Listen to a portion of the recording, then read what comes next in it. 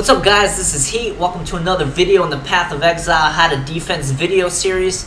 In this video I'm going to be talking about Flasks and all my knowledge that I have on Flasks.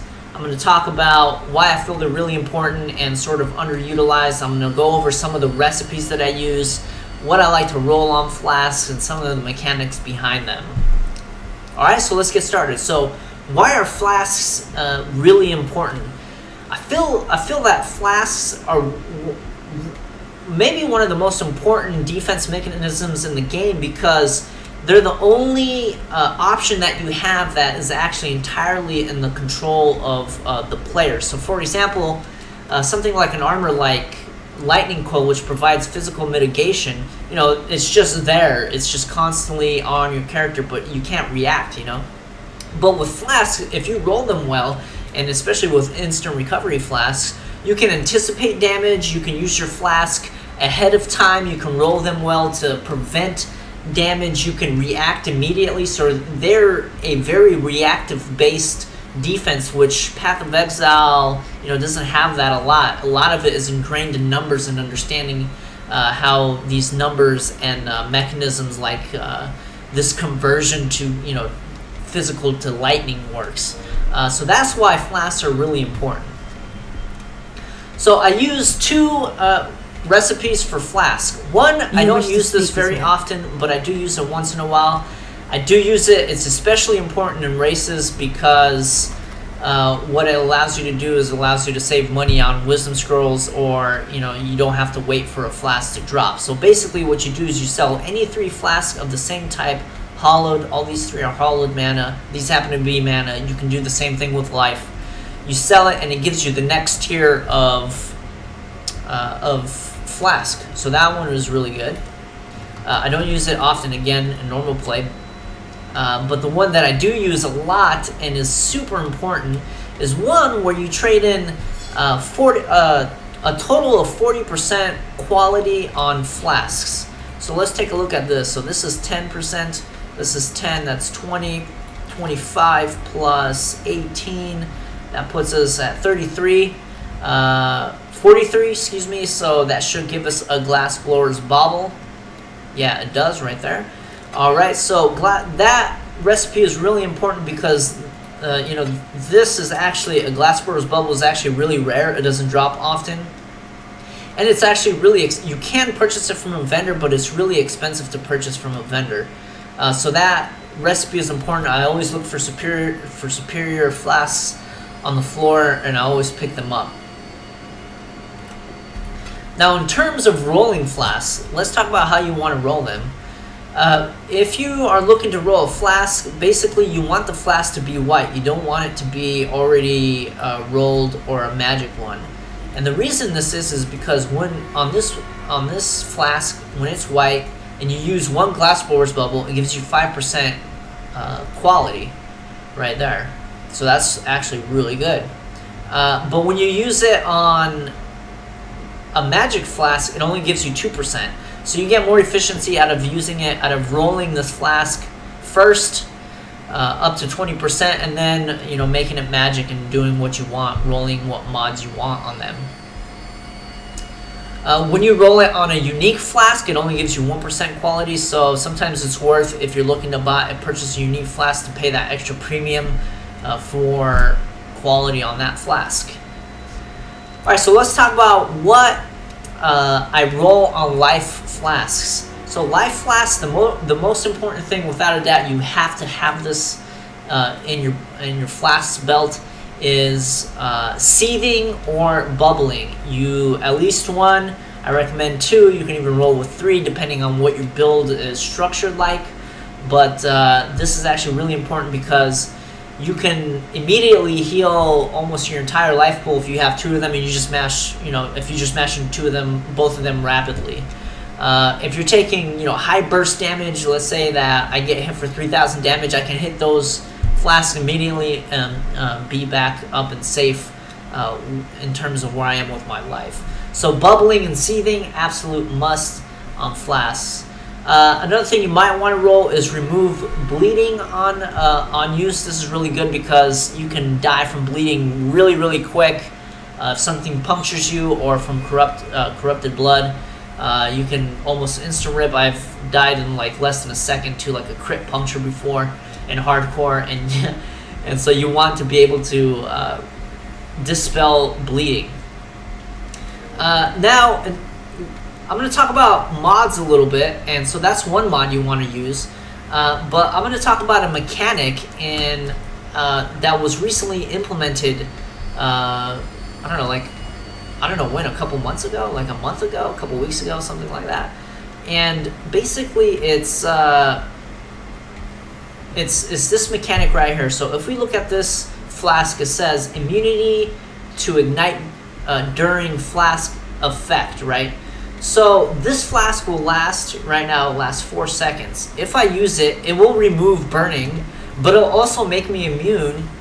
Oh, excuse me, I used the wrong flask there. It'll also make me immune to ignite during this during the entirety of the duration. Now this is actually really strong, and you don't want to roll it on something like an instant, like a seething or a bubbling, because it won't last, right? It'll remove that mechanic, but it won't make you immune to it. So you can roll this, and you know, as long as you're going around and there's fire damage, you don't have to worry about getting ignited. So it's actually really strong. A really strong mechanic that you can use to prevent and to make you immune from certain status alignments. All right, so let's talk about some of the flasks in the game. One flask is a quartz flask. I don't think anyone uses this flask, but it's actually kind of cool. A couple months ago was the first time that I actually even tried it to see what it looked like. Look at that, it's pretty cool. It makes your character transparent, and what it does is it doesn't impede, your movement isn't blocked by enemies. So this, basically what this does is it prevents something like desync. If you're playing a desync prone build, you probably don't want to play that. But if you are, you might want to consider using quartz flask. I don't know what's desyncing, maybe cyclone or something like that. But even then, this flask is pretty useless. It's nice to have, and it kind of looks cool. So that's one flask.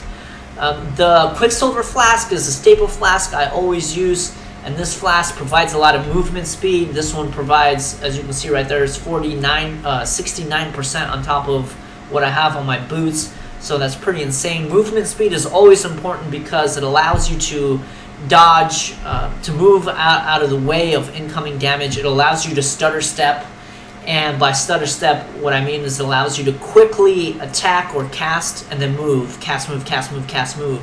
And that's really good because if you have really slow cast speed, the longer you stay stationary because of that slow cast speed, the more chance you have of getting hit. So movement speed is really good. This is always a staple. It's always in my belt. Now there are flasks, all types of elemental flasks. There's Topaz, which is lightning. There's Sapphire, which is cold, and there's Ruby, which is red. I tend to use this if I'm fearing something like Reflect. If I'm doing, you know, an arc-based build and I'm scared of Reflect, I'll have one of these in my belt. And if I see a Reflect pack, I'll use this before starting to, you know, attack with arc. The other reason you might want to use this is if synergy between defenses. So for example, Lightning Coil provides 30% of physical damage taken as lightning damage. Well, when you use something like a Topaz flask, this mitigates even more, right? Because basically it will give you 10% to maximum lightning res. So any percent over maximum lightning, any resistance provides like exponential mitigation. It's like crazy how much more 1% is. Like 76 for 75 is a lot. So there's synergies between items like that you can use them on. The other type of flask is what I like to call mitigation flask. Basically, if you're playing an armor build and you're doing, you know, a lot of physical mitigation, you want to roll a granite flask. Usually I roll with this. I don't think there's ever been a time where I don't have a granite flask. Maybe, you know, even if you're playing ES and you don't have armor, it's even, sometimes you might want to use this in sketchy situations because it does provide a minimal amount of mitigation, 3000. You can also roll something like charge recovery on it, or even increased armor, which is a good idea to do because it makes the flask even more effective. You get even more armor out of it. You can roll up to 100% increased armor. The sister flask to this is called a Jade Flask, and it basically does the same thing that a Granite does, but with evasion. It grants you evasion. If you're doing an evade dodge build, this is a really good flask to have. Some good things to roll on it are what I have here: increased charge recovery, or something like increased evasion rating. Another thing that you can actually have is something like plus 20 to extra charges. That's actually really good. One utility flask that is pretty niche is called a Diamond Flask, and what the Diamond Flask does is it makes your crit strike chance lucky.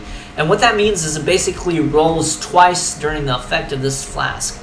This flask only has one use, so rolling something like increased charge recovery is actually really good. And the other thing that you might want to roll on flasks if you're playing a crit based build is you want to roll a Surgeon's mod, which basically recharges your flask 1 every time you deal a crit strike. This is actually a really strong mechanic if you're playing a crit build, and I highly recommend it. Alright, so the last thing I want to talk about is how I actually map out my buttons here. So you can see I actually don't use 1, 2, 3, 4, 5. I actually use space, 2, 3, 4, and B. And the reason I do this is I like to have my hand rest comfortably and have it, most of the buttons be available within the way I lay my hand on the keys. So it provides less movement. Like I don't have to move up to hit 5. You know, instead of hitting 5, I'm already there with my thumb at B. So that's the reason, and at spacebar. So that's the reason that I mapped the buttons that way. So that's one thing that you might want to think about when you're thinking about flasks, and you know how to use them and what to roll on them. All right, so yeah, if you guys have any questions, post them in the comments. If you think I missed something, or you know there's something that you want to say about Flask, go ahead and post that in the comments as well. All right, thanks for watching, guys.